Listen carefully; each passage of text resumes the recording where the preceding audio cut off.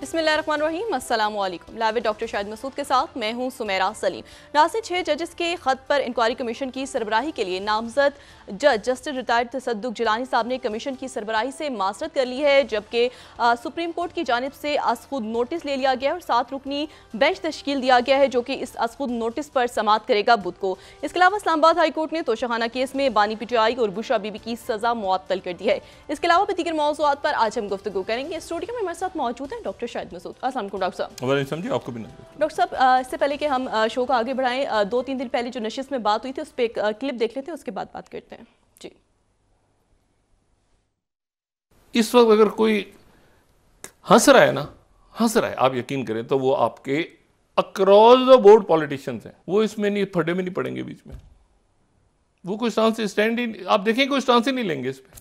खामोशी इख्तियार की हुई ना, हुकूमत भी चुप है, मुस्लिम लीग नून भी खुद चुप है, तहरीक इंसाफ मुतालबा कर रही है। पहले ही पोलराइजेशन है, ये तो पॉलिटिक्स में पोलराइजेशन थी ना, लेकिन अब ये जाहिर है कि अदारे हैं हमारे लिए इंतहाई काबिल एहतराम अदारे हैं मुल्क के, तो उसमें तमाम सियासी जमातें पीछे बैठ के, जो पॉलिटिशियंस हैं वो पीछे आराम से बैठ के इसको एक इंजॉय करेंगे। ये अब एक बिल्कुल अलग जगह पे है मामला।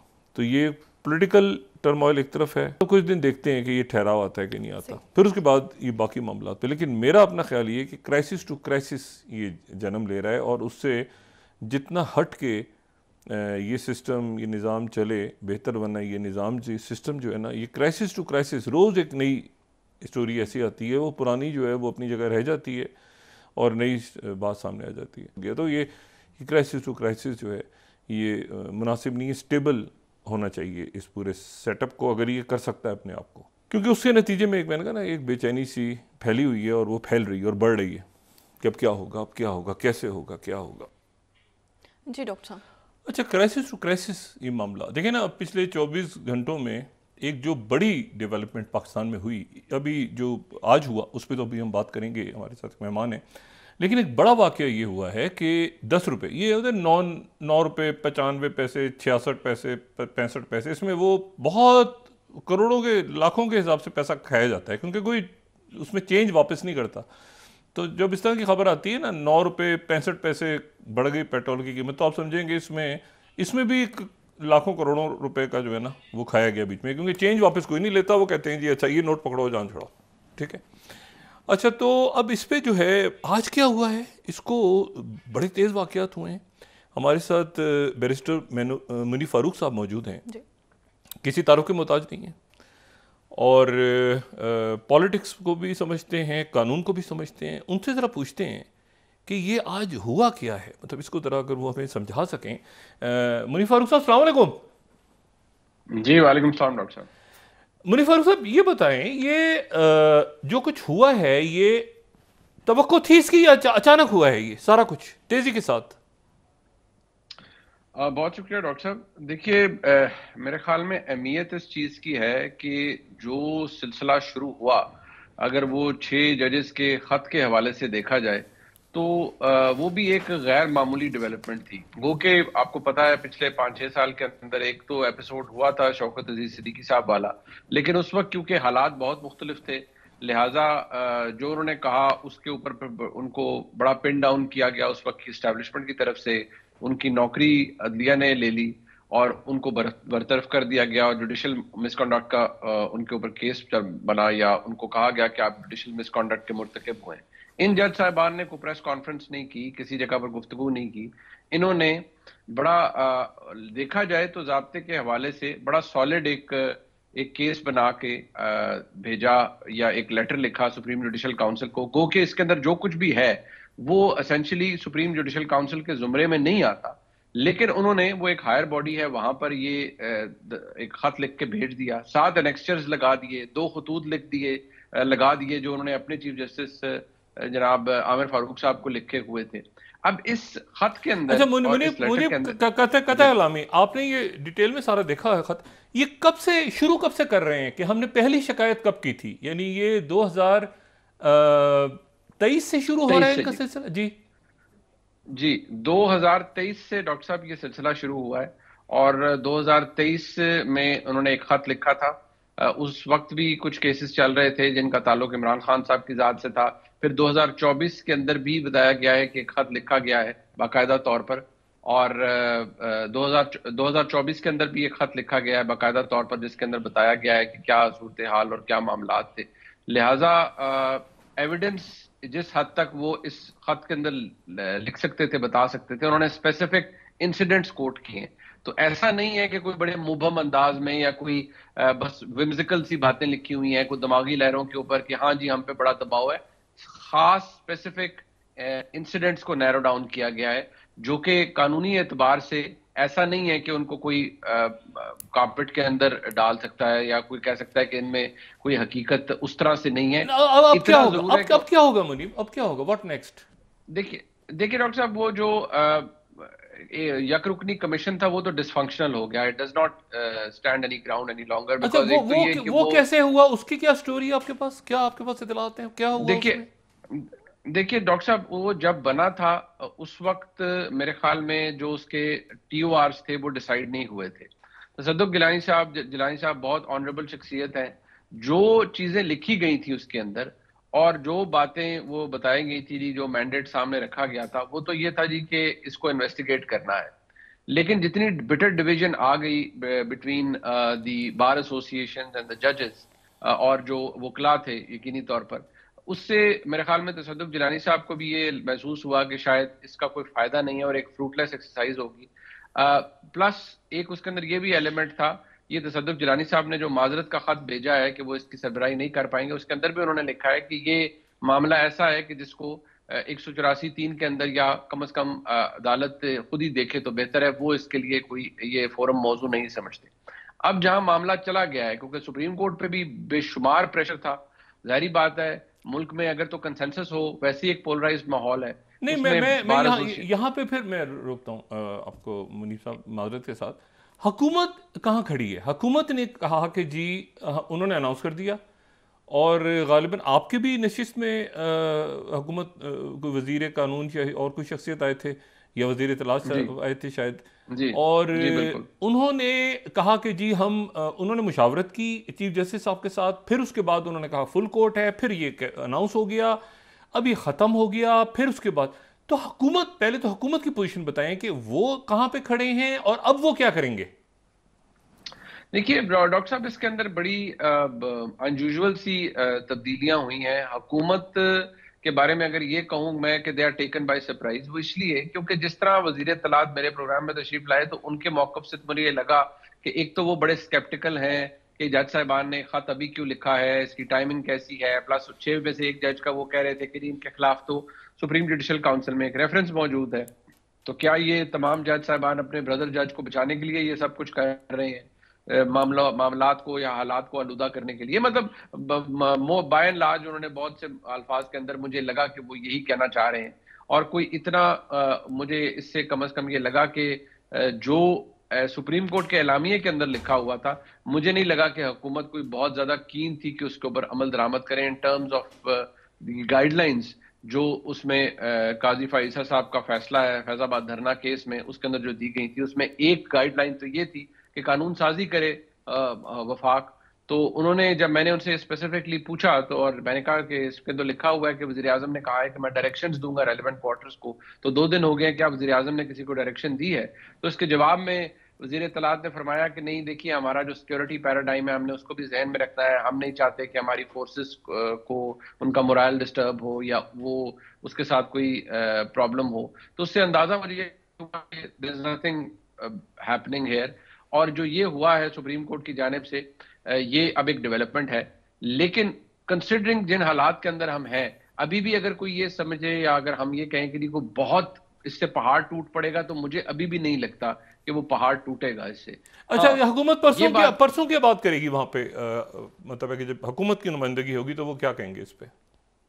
देखिए, हुकूमत की नुमाइंदगी तो डॉक्टर साहब एसेंशियली अटॉर्नी जनरल करेंगे, और आई थिंक हुकूमत बड़ा वेहेमेंटली जाकर डिफेंड करेगी और हुकूमत कहेगी कि हम इस तासर को अक्सर मुस्तरद करते हैं जो कि जज साहिबान की तरफ से दिया गया कि एक तो एग्जीक्यूटिव के इनकरेज कर रहा है किसी तरह की मुदाखलत, दूसरा ये कि एग्जीक्यूटिव किसी तरह के मामलात के अंदर कोई छेड़खानी करवा रहा है अदालती मामलात से, तीसरा इम्पॉर्टेंट एस्पेक्ट ये है कि हुकूमत की मजबूरी भी है, और हुकूमत जिस पोजीशन में है considering all the other issues as well, कि हुकूमत मुकम्मल और भरपूर दिफा करने की तैयारी करेगी और कर भी रही है। अब वहां पर चंद सवालात हैं जो कि मेरे जहन में भी हैं, और मैं चाहूंगा जब अगर आप करें तो मैं जरूर डिस्कस करूँ। अच्छा, नहीं तो अच्छा, आपने कहा कि हुकूमत जो है वो डिफेंड करेगी और वो एक सरप्राइज में हुकूमत है, या उसको जैसे भी कहा जाए, या वो एक्सपेक्ट कर रहे होंगे, या मतलब ये कैसे हुआ अचानक? या जाहिर है ये तो मतलब है कि उनकी भी कोई डॉक्टर प्रिपरेशन साहब, जी। मुझे जो इस वक्त एक तासुर हमें मिला वो ये कि जो तसद्दुक जिलानी साहब का कमीशन बना था, इंक्वायरी कमीशन, उससे एस्टेब्लिशमेंट भी एट ईज थी कि ठीक है इससे मामलात का पता चल जाएगा, लेकिन बाकी अगर हम जमीनी हकायक को देखें तो इन मामलात का किसी को क्या पता चलना है, या कैसे कोई डिटर्मिन कर सकता है कि क्या हुआ। ठीक है, जिन लोगों का, जिन शख्सियात का, जिन ओहदों का जिक्र किया गया उन खतूत उस खत के अंदर, क्या वो जवाबदेह होंगे मुकम्मल तौर पर, या होते उससे इंक्वायरी कमीशन को, ये अपने अंदर एक सवाल था। लेकिन क्योंकि वो अपना जो इंक्वायरी कमीशन था वो तो एक painful death before even its conception, वो मर गया, वो खत्म हो गया, it ceases to exist now, there is no commission, क्योंकि सरबराही किसी के पास नहीं और एक मेंबर कमीशन था वो। तो अब सूरत हाल यह है कि पाकिस्तान के एस्टेब्लिशमेंट के लिए भी एक नई सूरत हाल है।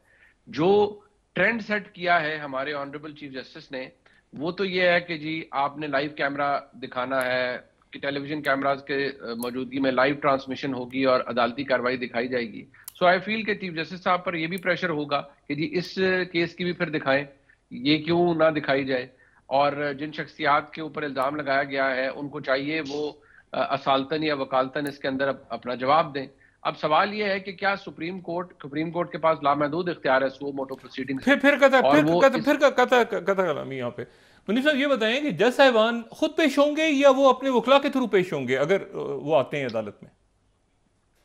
मेरा ख्याल है डॉक्टर साहब कि वो वकालतन पेश होंगे, यानी अपने वकला के जरिए या किसी एक वकील के जरिए पेश होंगे। खुद पेश होना it's a bit unusual, because वो फिर बड़ा स्ट्रेंज होगा। वो तो फिर मेरे ख्याल में एक और उसकी नौयत होगी। हाँ, वो किस सूरत में खुद पेश हो सकते हैं वो भी मैं कुछ देर में आपके सामने वो रखता हूँ कि जो पॉसिबिलिटी है, जो मुझे लग रहा है वो एक तो ये है कि वो जज साहिबान को अदालत प्रोसीडिंग का आगाज करे और अदालत कहे कि जी सुप्रीम कोर्ट की सरबराही में हम ये JIT बना रहे हैं या ये कमीशन बना रहे हैं जिसके अंदर ये मेंबरान होंगे, और तमाम जज साहिबान दिफा वाले भी जो जज साहिबान है वो भी पेश हों, जिन अफसरान के ऊपर इल्जाम लगाए वो भी पेश हों, उनसे जिनके ऊपर इल्जाम लगाए वो भी अपने सवालों का जवाब दें, और जो इल्जाम लगा रहे हैं वो भी सवालों का जवाब दें, और रिपोर्ट मुरतब करके वो JIT या कमीशन अदालत के सामने सबमिट कर दें।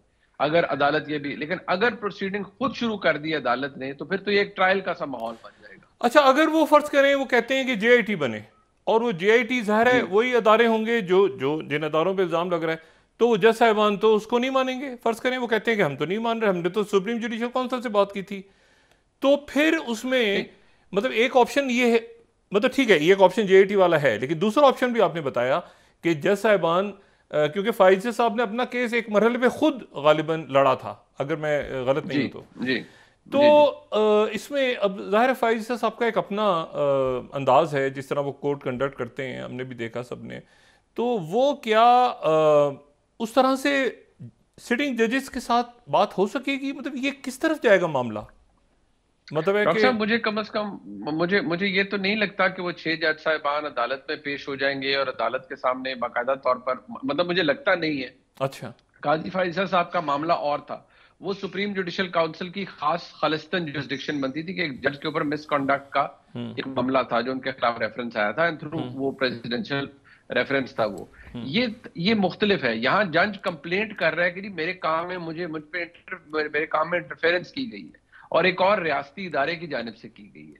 This is different in nature. इसकी इन्वेस्टिगेशन होनी है, इसकी इंक्वायरी होनी है। एक इंक्वायरी कमीशन ठप हो चुका है। अब सुप्रीम कोर्ट के पास ऑप्शन यही है कि जिसके चांसेस कम है कि या तो वो अपनी खुद से इंक्विजिटोरियल प्रोसीडिंग कर नहीं, लेकिन ठप होने के बाद डिफेंसिव में गई है ना मुनीफ साहब, डिफेंसिव हुआ है ना पूरा। ठप जो हुआ है वो एक बड़ा डिबेकल है ना, ठप होना। नहीं वो ठप डॉक्टर साहब, वो हुकूमत के लिए, हुकूमत से ज्यादा इस वक्त जो मसला है, हुकूमत तो एक गेट कीपर है ना सारे माहौल के अंदर, कि उन्होंने दिफा पेश करना है। जिस तरह इस वक्त इमरान खान साहब की लड़ाई पीडीएम के साथ नहीं है, वो के साथ लड़ाई है उनकी, और हुकूमत तो इसके अंदर उनका कोई उस तरह से स्टेक नहीं है। इस मामले में भी हुकूमत बेनिफिशियरी जरूर हो सकती है और कोई उसे बेनिफिशियरी समझ सकता है। अब एक ने इल्जाम लगाया है, जारी बात है उसे इल्जाम साबित भी करना है, दूसरे ने इल्जाम का जवाब देना है। क्या ये दोनों काम सुप्रीम कोर्ट के अंदर होंगे या सुप्रीम कोर्ट अपने जेर निगरानी कोई कमीशन या जेआईटी बनाएगी? लेकिन डिपेंड, मैं दोबारा कहूंगा, क्या उस जेआईटी के अंदर भी वो लोग पेश होंगे जिनके ऊपर इल्जाम है? वो ओहदों की बात की गई है, शख्सियात का नाम नहीं, सिर्फ एक शख्सियत का नाम है जिनके बारे में बताया जाता है कि chief justice Islamabad high court ने उनसे गुफ्तगू की। अदरवाइज क्या ये तमाम लोग जवाबदेह होंगे, सवालों के जवाब देंगे, जरा का सामना कर सकते हैं? कोई जो इल्जाम लगा रहे हैं वो पूरा पूरा एविडेंस प्रोवाइड कर सकते हैं या नहीं? मुझे अभी भी इस पे डाउट है, लेकिन obviously history is in the making. एक डिफरेंट सिचुएशन है, एक नया अच्छा, नया प्रेसिडेंट सेट हो रहा है। मुनीर साहब, ये जो मैंने बात की ना क्राइसिस टू क्राइसिस, मेरा एक इसके ऊपर है कि रोज कोई एक ऐसी चीज आ रही है जो कि गैर मुतवक्को होती है। मतलब मिसाल के तौर पे जैसे आहा चीमा साहब की स्टोरी आई, अच्छा तमाम रोज डिस्कस होती रही आहा चीमा साहब, एचिसन कॉलेज, आगे पीछे दाएं बाएं। उसके बाद वो ये खत आ गया। अच्छा, खत आ गया, साथ ही वो एक्सटेंशन के हवाले से खबरें चली जो कि जाहिर है कि जिस पे तरदीद भी आ गई और वो कैसे आई, कहाँ से आई, वो एक हो गया। फिर उसके बाद जो है वो ये कमीशन बन गया। अच्छा, कमीशन ठप हो गया। अच्छा, दरमियान में वो कभी डार साहब के हवाले से मामला हमारे सामने आते हैं, कभी वो कमेटीज़ का इशू ये। मुझे ये बताएं, ये क्राइसिस टू क्राइसिस, ये ऐसे नहीं लग रहा कि जैसे वो स्टेबिलिटी की बजाय रोज एक नया इशू खड़ा हो रहा है? और वो इशू जो है वो अब, यानी मिसाल के तौर पे अगर वो उस दौरान फैसले हुए और वो कह रहे हैं कि जी इमरान खान साहब का उसमें वो कह रहे हैं कि जी ये दबाव आया फलाना, लेकिन फिर वो ये भी तो पीटीआई सवाल उठा रही है कि जी इस दौरान जो है नवाज शरीफ साहब को रिलीफ दिया गया। तो ये देखिए, पिंडोरा भाई फिर 45-47 कहीं घूम रहा है फजाओं में, वो कहीं से निकल के आ जाता है, एक पेपर चूहे की तरह घूमता हुआ आ जाता है, ये तो इसका था, ये तो इसका था, ऐसे करके वो निकल आता है कहीं से। जी डॉक्टर साहब देखिए, अगर हम इसको इस तरह देखें कि ये एक मुतनाज़ा इलेक्शंस थे, हमारे मुतनाज़ा इलेक्शंस की एक हिस्ट्री मौजूद है। 2018 के हालात हमारे सामने हैं, 2024 के अंदर क्या हुआ। जारी बात है जो इलेक्शंस का जो फिर ऑफशूट था वो इंस्टेबिलिटी था, और इंस्टेबिलिटी ब्रीड्स इंस्टेबिलिटी। ये तो नहीं होता कि उससे फिर कोई बेहतर सूरत हाल निकल आए। तो ऐसी सूरत हाल में कुछ जो अब जैसे आज चीमा साहब वाला मामला था, ये तो सेल्फ क्रिएटेड इशू था ना, इसका ताल्लुक ना एस्टेब्लिशमेंट से है ना पीटीआई से है। ये तो एक खुद हिमाकत थी, मैं समझता हूँ कि जिस तरह से की गई, obviously it was blown out of proportion और फिर वो एक मामला बन गया। बाकी तो फिर रिलेटेड है, इस वक्त तीन जहते हैं, एक पीडीएम है, एक पीटीआई है और एक। अब ये लगता एक ट्रायंगल है, लेकिन इसके अंदर देखा जाए तो एक फ्रीक की रेलेवेंस इतनी है कि वो बेनिफिशियरी है एक अरेंजमेंट का या एक मामलात का। जिस तरह इमरान खान साहब बेनिफिशियरी थे 2018 में, आज पीडीएम और खासतौर पर पीएमएलएन बेनिफिशियरी है। सो ऐसी सूरत हाल में स्टेबिलिटी तो आ नहीं सकती, बिकॉज जो जेन्युइन इलेक्टोरल प्रोसेस है या पॉलिटिकल प्रोसेस है वो तो निगेट हुआ है, और उसके अंदर फिर बहुत से मसाइल हैं। मैं ये नहीं कहता कि कोई 100% रिग्ड इलेक्शन था, लेकिन बहुत बड़ी तादाद में हमारे पास ये तासुर मौजूद है, और कहीं पर तो बड़ा कॉन्क्रीट एविडेंस भी है कि इंतखाबात शफाफ नहीं थे और प्रॉब्लम्स एग्जिस्ट करते हैं। जब ऐसी चीजें मौजूद हो तो फिर स्टेबिलिटी तो आ नहीं सकती, और निजाम में जब स्टेबिलिटी ना हो तो फिर आपको ऐसी रोज बरोज एक ना एक चीज निकलती नजर आएगी। अच्छा, दरमियान में मुनीब साहब मैं एक बहुत बड़े वाक़े को मिस कर गया इस सारे में, और वो ये जो चाइनीज़ पे अटैक हुआ है एक ही दिन में। आप देखें कि ये बहुत बड़ा, ये साथ साथ मैं आपसे कह रहा हूँ ना कि क्राइसिस में तो ये तो आप देखें कि चाइनीज़ वाला भी दरमियान में हुआ है मामला सारा, और अटैक हुआ और उस पर नतीजे में लोग जहाँ भग हो गए, तो वो भी क्राइसिस चल रहा है। मुझे ये बताएं कि इसमें शहबाज शरीफ साहब जो हैं या नवाज शरीफ साहब, ये जाहिर है कि उनकी हुकूमत है, और वो मतलब है कि औरंगजेब साहब अपनी जगह पूरी कोशिश भी कर रहे हैं, डार साहब कमेटीज़ में आ रहे हैं, कितना रिलैक्स हैं। उनकी कभी काफ़ी लोगों से आपकी भी बात होती है, हमारी भी बात होती है, तो वो कुछ ऐसा लगता है कि जैसे यानी बस बैठे हैं लेकिन मजबूर भी हैं, और नहीं भी चाहते काम करना, चाहते भी हैं। वो कैसे देख रहे हैं इन हालात को?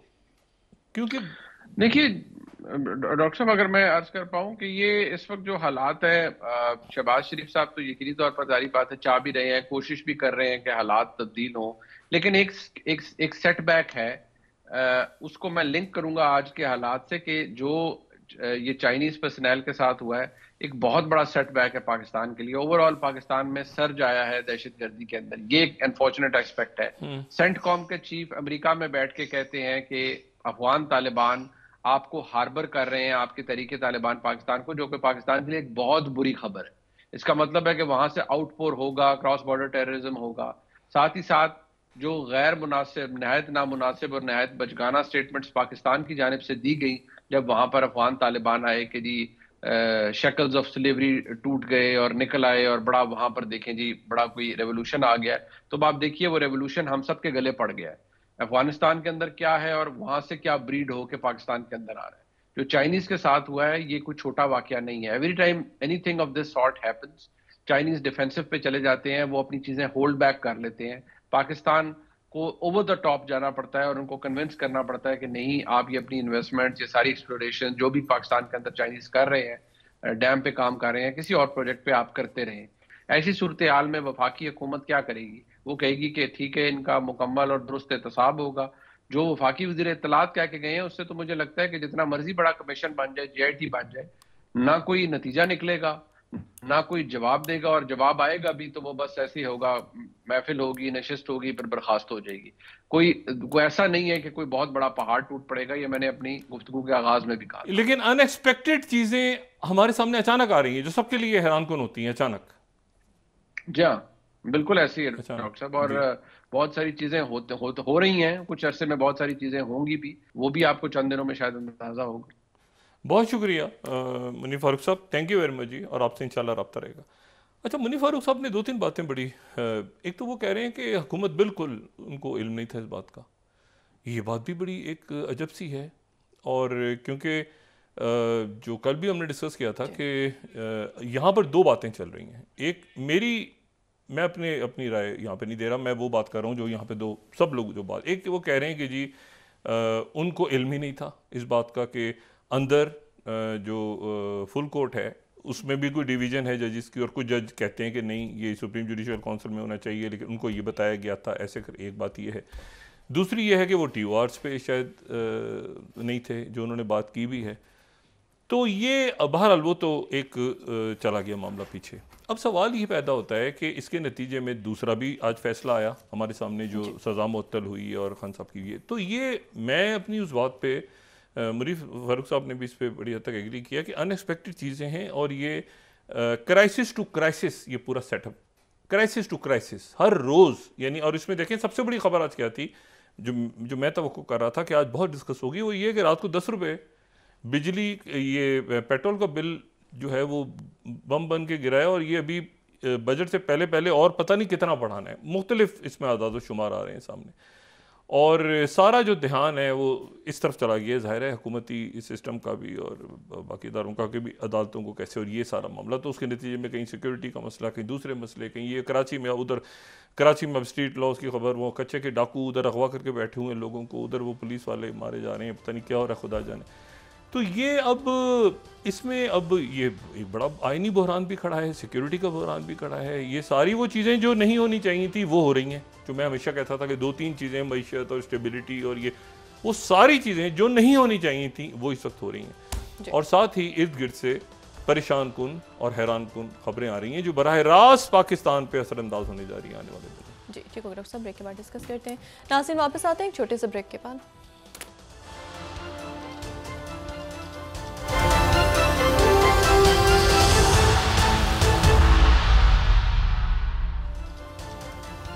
वेलकम बैक नाज़रीन। तो डॉक्टर साहब, आप ये कह रहे थे कि आपका अंदाज़ा है आने वाले दिनों में गैर मुतवक्के वाक़यात पेश आ सकते हैं। ये रोज़ जो है ना, ये क्राइसिस टू क्राइसिस पूरा सिस्टम, हर रोज़, जैसे अभी भी बात हुई कि ये सेटबैक है, बहुत बड़ा सेटबैक था, तो अब वो जाके ज़ाहिर है कि डिफेंड करेंगे, उसका फ़ायदा। अच्छा, हमाद अदर साहब आज मंजर आम पे आ गए काफ़ी अरसे के बाद, उनकी ज़मानतें हो गई बहुत सारी।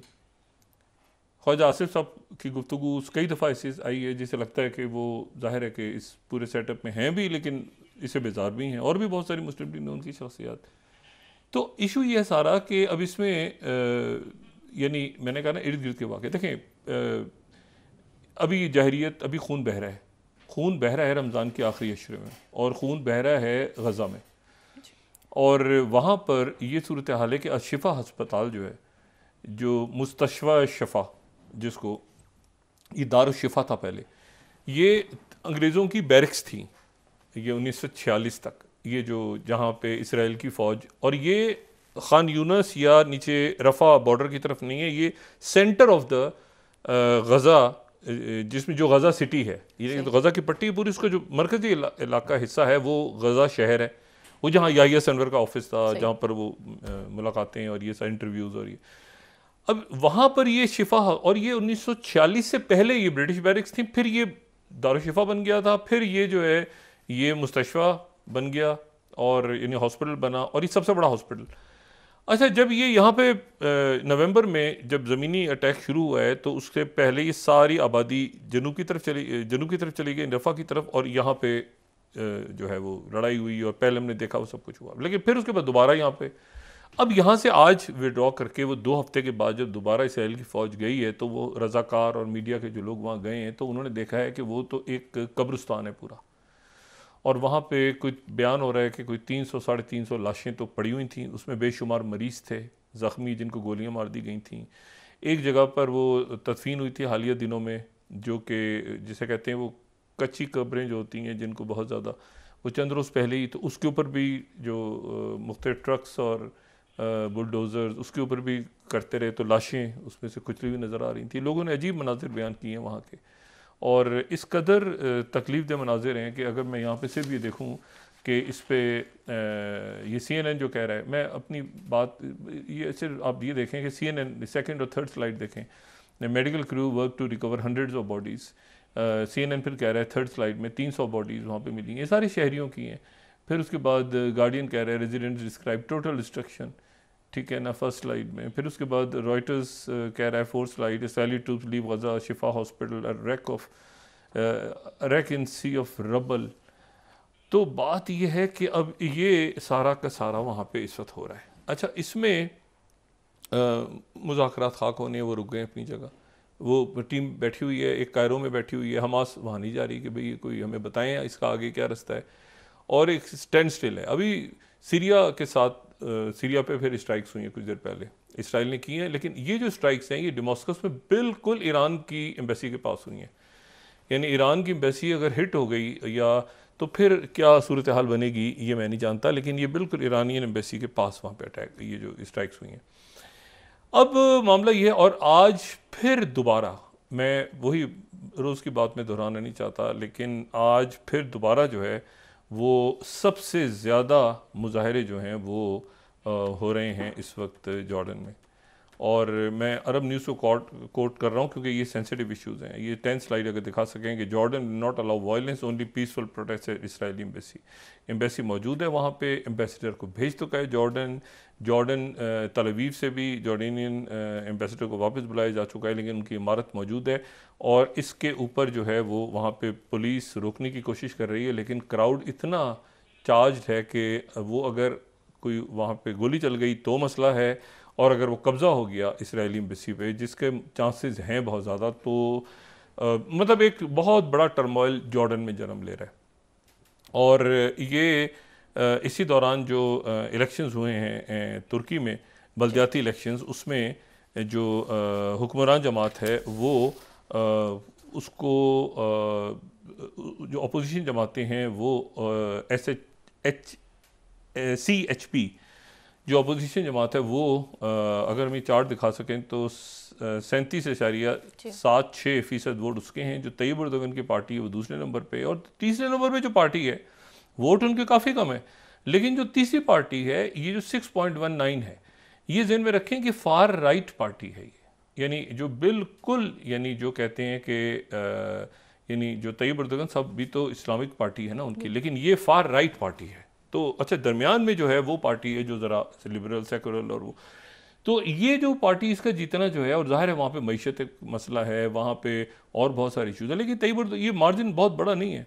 लेकिन बहरहाल एक चैलेंज ऐसा है कि इस्तांबुल और बाकी जो शहर हैं काफ़ी, उसमें ये एक मतलब बल्दियाती ज़ाहिर मेयर्स होते हैं वहाँ पे, तैयब एर्दोगन से ख़ुद मेयर रहे हैं, तो यहाँ पर टर्की के अंदर जो है वो एक नतीजे से है और टर्की की खूबसूरती है। तैयब एर्दोगन साहब ने मुबारकबाद दी, उन्होंने कहा मुल्क की खूबसूरती है कि हमारे यहाँ जो है मतलब ये नहीं हो रहा कि जी वहाँ पर वो इलेक्शन मतलब जो हो गया उसको मुबारकबाद दे के फिर आगे कैसे चलना है, फिर वर्किंग रिलेशनशिप ये सारा। लेकिन ये टर्की का जो बलदियाती इलेक्शन है ये इंपॉर्टेंट है इस वक्त, तो वो पावर जो है अब वो शेयर होगी, मुशावरत होगी, तैयब एर्दोगन साहब उनसे यकीनन बात करेंगे, वो अपनी एक बात करेंगे, तो ये इस तरह से होगा। तो उसके साथ ही जो दूसरा मैं आपसे बता रहा हूँ कि ये जो मामलात हैं यूक्रेन वाला ये बिगड़ रहा है, वो स्ट्राइक्स भरपूर स्ट्राइक्स हुई हैं दोबारा यूक्रेन पे और वहाँ पर एक सन्नाटा, कोई ऐसी खबर नहीं जो डिस्कस की जाए लेकिन आएगी, क्योंकि आज हमने ज़्यादा वक्त यहाँ दिए, वो आएगी खबर। लेकिन मैं सिर्फ ये बता दूँ कि जो इंडोनेशिया के जो प्रेसिडेंट हैं वो जनाब पहुँच गए हैं चाइना और उनका भरपूर इस्तकबाल हुआ है, रेड कारपेट। इंडोनेशिया G20 अकेला मुल्क साउथ ईस्ट एशिया का जो कि G20 का मेंबर है और जो कि 17,000 जज़ायर पे और जिस दुनिया की निस्फ जो शिपिंग लेन है वो इसके पानियों को क्रॉस करती है और ये जो बॉर्डर शेयर करता है अपने, वो इंडिया के साथ, थाईलैंड, कल बात हो चुकी है, ऑस्ट्रेलिया सब। तो और ये जो है ये अब यहाँ पर इनके प्रेसिडेंट पहुँचे हैं और प्राबुवो और उनकी मुलाकात जो है वो प्रेसिडेंट शी जिनपिंग से हुई है और वहाँ पे बड़ा रेड कारपेट। ये सारे जो इवेंट्स हैं ना, मैं आपको ये बताऊँ, ये कहीं ना कहीं पर ये डॉट्स कनेक्ट हो रहे हैं और डॉट्स इसलिए कनेक्ट हो रहे हैं कि हर वाक़या दूसरे से रिलेटेड है। ये चाहे वो पाकिस्तान के सिक्योरिटी का क्राइसिस हो, चाहे पाकिस्तान का इंटरनल टर्मोइल हो जिसके नतीजे में हमारी तवज्जो इश्यूज़ पे नहीं जा रही, जिस तरह से हमारे यहाँ ये नहीं पता कि जी अब मुझे बताएं ना कि मतलब है कि आने वाले दिनों में इंडिया से तिजारत होती है नहीं होती, क्या उसको छोड़ दें आप। लेकिन आप देखें कि वहाँ पे आपको एक अंदाज़ा है कि ये वज़ीर ख़ारजा मौजूद हैं।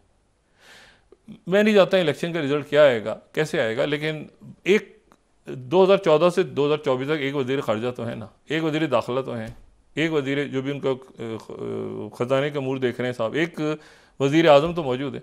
अब यहाँ मसला ये है कि रशिया में आप देखें कितना एक ही जगह मौजूद है, वही लोग वही डील कर रहे हैं साल से। चाइना में आप देखें उनका सिस्टम है, आप अरब ममालिक में देख लें वो एक पूरा सिलसिला चला आ रहा है, ईरान में देख लें। तो पाकिस्तान में मसला ये है कि ये इतनी यानी ये पता ही नहीं है कि भाई आज जो हो रहा है वो कल भी होगा या नहीं होगा, हुकूमत कौन क्या बात कर रहा है, क्या हो रहा है, कैसे हो रहा है, क्यों हो रहा है। तो ये जो सिस्टम है ना ये चल नहीं पा रहा, ये जा रहा है और ये जब जाएगा तो ये जाता हुआ नज़र आएगा और लोग एक दूसरे से पूछ रहे होंगे कि भाई ये हो क्या रहा है, कह रहे हैं यार हमें तो कुछ समझ नहीं आ रहा। तो इसलिए चूँकि हमें भी कुछ समझ नहीं आ रहा तो इसको अगले सवाल तक छोड़ देते हैं कि ये सिस्टम जब जा रहा है तो जाता हुआ नज़र आएगा। तो कल से फिर हम दोबारा कुछ दिन और देते हैं, अगर कोई बड़ा इवेंट हो गया तो उसको डिस्कस कर लेंगे। कल फिर हम जो रीजन के अंदर जो और मामलात हो रहे हैं, लेकिन ये बात ध्यान में रखिएगा, हुकूमत नहीं, सिस्टम, सेटअप, पूरा सेटअप, जमहूरियत रहेगी, मार्शल्ला नहीं, अरेंजमेंट जाएगा। वो कैसे जाएगा, कुछ भाग जाएंगे, कुछ पकड़े जाएंगे, कुछ मारे जाएंगे, कुछ ये होगा, कुछ वो होगा, क्या होगा ज़बरदस्त, लेकिन सिस्टम जा रहा है जी। अब कल हम फिर बात करेंगे बाकी। मैंने आपसे कहा ना सिस्टम, एक चूहा कल परसों फिर निकलेगा इधर से उधर, उधर से उधर, वो कोई 45 से निकल आएगा, कोई 47 निकल आएगा, सीट चैलेंज हो जाएगी, कुछ हो जाएगा कोई, और सिक्योरिटी क्राइसिस अल्लाह करे ना हो, लेकिन वो भी एक बड़े संगीन मामला हैं। लेकिन चूँकि स्टेबल नहीं है ना, ये मतलब ऐसी है ना, बस एक अरेंजमेंट हो गया ऐसे ही, मतलब वो बस वो तो वो स्टेबिलिटी उसके नतीजे में नहीं आ पा रही जी। बहुत शुक्रिया डॉक्टर साहब। नाज़रीन, के साथ ही आज का प्रोग्राम अपने इख्तिताम को पहुंचा। मुझे सुमेरा सलीम को इजाज़त दीजिए, अल्लाह ने के बाद जी। डॉक्टर साहब अपने दोस्तों रिश्तेदारों को नवा के लूँगा, सब ख्याल रखिएगा, अल्लाह हाफ़िज़।